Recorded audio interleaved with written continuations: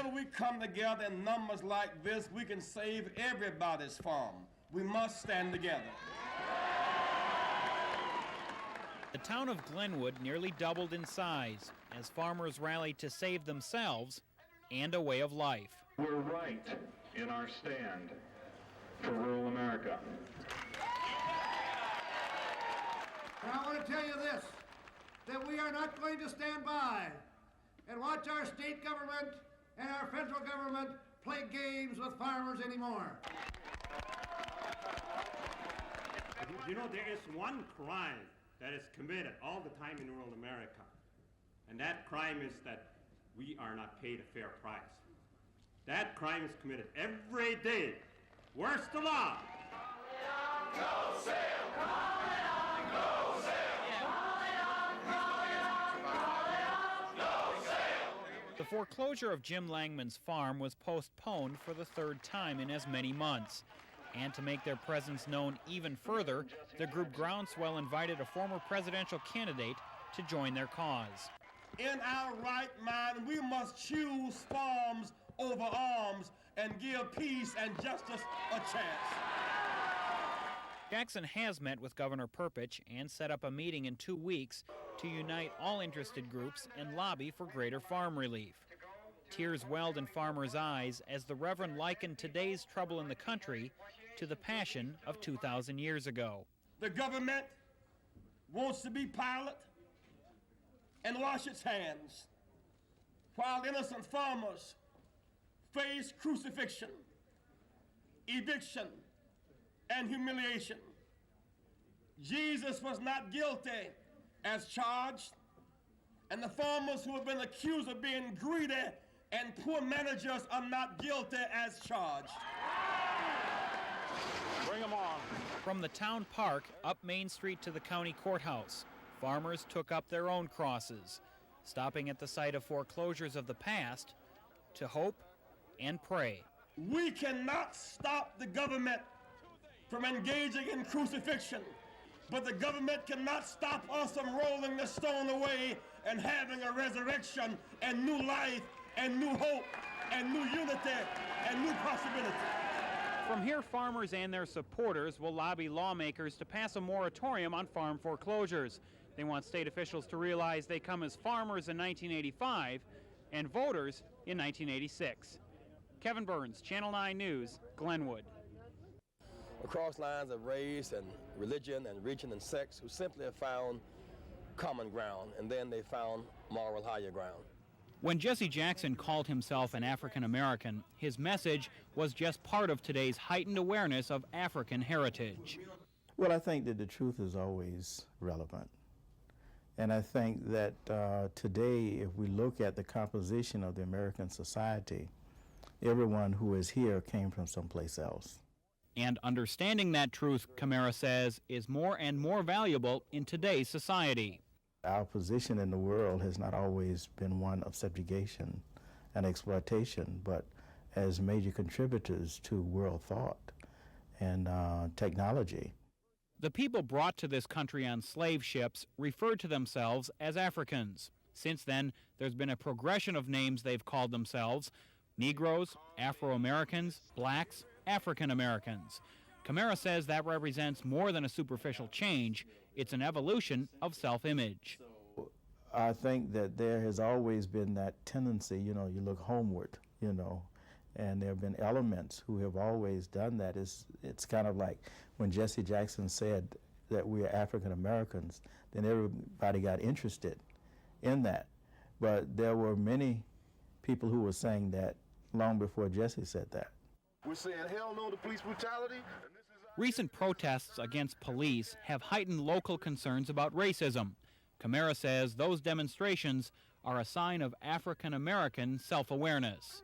When we create a viable community that has a sense of self-worth and sense of purpose, then many things become extraneous and undesirable. I think that self-destruction becomes less likely when people are feeling positive about their own possibilities. Kevin Burns, Channel 9 News. It's overwhelming to see this gathering here.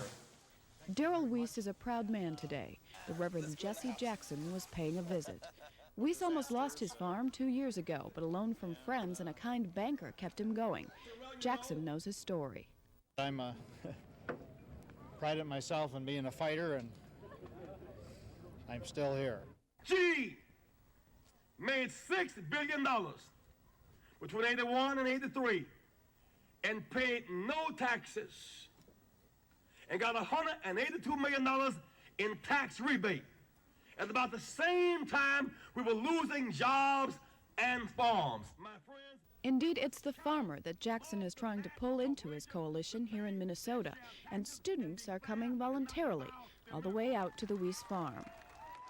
Minnesota is going to be a very critical state, in part because of how early it is, but also in part because of the tradition of Minnesota. Hubert Humphrey and Walter Mondale, a progressive state. But other candidates have been here for weeks, whereas this is Jackson's first campaign stop. I was in Glenwood, Minnesota, when the Langman's farm was being taken from them, where 4,000 people marched down the road with 12 crosses in the front of that demonstration, symbolizing farmers who had committed suicide. I've served the people of the state. This was probably the greatest day. It's once in a lifetime, and I think the people want this. Jackson says his campaign will announce its Minnesota strategy in a couple of days. So far, it was working on the Darrell Weiss farm. Fritzy Borgwart, Channel 9 News, Northfield. We want those senators in St. Paul this morning who will not vote for moratorium on foreclosures, that we stand as farmers in 1985, but we stand as voters in 1986.